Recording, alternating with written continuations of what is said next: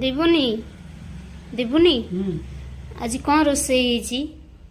आज उष्ण भात को चिंगुड़ी फ्राई उष्ण भात चिंगुड़ी फ्राई पखाଳ एटा मोर पखाଳ एटा लेंबू लुण लंका पानी हबो पाग करा ही खिया हबो ओल्टी तांगर गरम भात एटी चिंगुड़ी तरकारी टेस्ट करी को केमथि ହେଇଛି?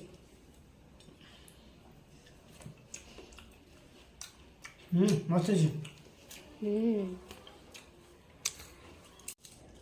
ओह गरम है जी